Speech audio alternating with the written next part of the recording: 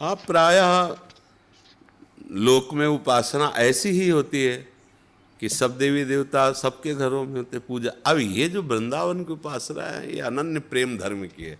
अब जब इसमें आते हैं तो फिर जैसे मूल में जल चढ़ावे ना, तो डाल पत्ता फूल फल सब में जल चला जाता है। ऐसे सबके मूल प्रिया प्रीतम है प्रभु है श्री कृष्ण। गीता जी के 15वें अध्याय में भगवान ने कहा है ऊर्ध्व मूल मदाशाखा मत्सत्थम प्राहुरभ्य, मैं सबका मूल हूँ। भगवान ही तो मूल है ना। अब यहाँ की उपासना हम जब आ गए तो सबकी उपासना हो गई। भगवान के रोम कोट में करोड़ों ब्रह्मांड वास करते हैं। ब्रह्मांड निकाया निर्मित माया रोम रोम प्रतिवेद कहे।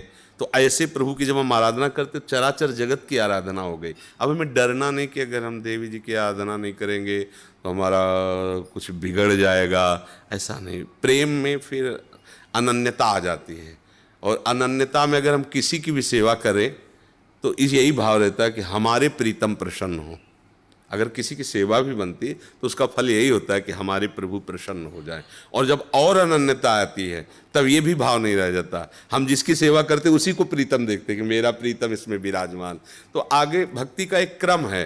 अगर आपके अंदर अनन्य निष्ठा जागृत हो रही तो धीरे धीरे फिर सबको विदा करके अपने आराध्य देव में तन्मय हो जाना चाहिए। आराध्य देव की सेवा कोई भी तुम्हारा बिगाड़ नहीं सकता है, कभी डरना मत, क्योंकि प्रभु के सिवा और कोई है नहीं अपने आराध्य। और वैसे भी इतने महान सामर्थ्यशाली जुगल जोरी प्रिया प्रीतम है, इनको ऐसे ही मत समझना कि फूल और बंसी लिए गलबैयाँ लिए डोल रहे हैं। इनके चरणों में अपार सामर्थ्य। एक बार सत्संग में सुनाया है कि वो कलकत्ता का एक राजा आया था पूर्व में पहले बरसाने दर्शन करने, वो इस भावना से कि जैसे सब देवी के मंदिर होते हैं ऐसे ये भी किशोरी जी भी एक देवी, ऐसी भावना से।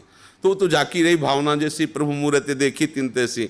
श्री लाडली जी के दर्शन तो रास्ते में गहवर वन में साकरी खोर ऐसे छोटी छोटी गलियां हैं, तो उनमें एक महात्मा छाया में ऐसे गली में पड़े थे। तो उनके जो पार्षद थे राजा के कर्मचारी, हे हटो महात्मा, और श्री जी के ध्यान में मगन थे, उनको सुध नहीं थी।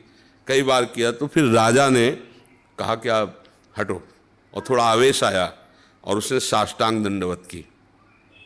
फिर दोबारा साष्टांग दंडवत की। महात्मा उठ के बैठ गए, बोले एक ही काफ़ी थी, दूसरी काहे कोई। तो बोले हम श्रद्धा से थोड़ी कर रहे हैं, हमको भद्रकाली से आशीर्वाद मिला कि हम जिसको साष्टांग दंडवत कर देंगे फट जाएगा वो। तो 2 बार तुम्हें दंडवत की, तुम आप कुछ नहीं बोले, दिन भर लगे रहो कुछ लेकर पाओगे। बोले क्यों? बोले हम ऐसी देवी की उपासना करते जहाँ तुम्हारी देवी को सोहनी लगाने का भी सौभाग्य नहीं है।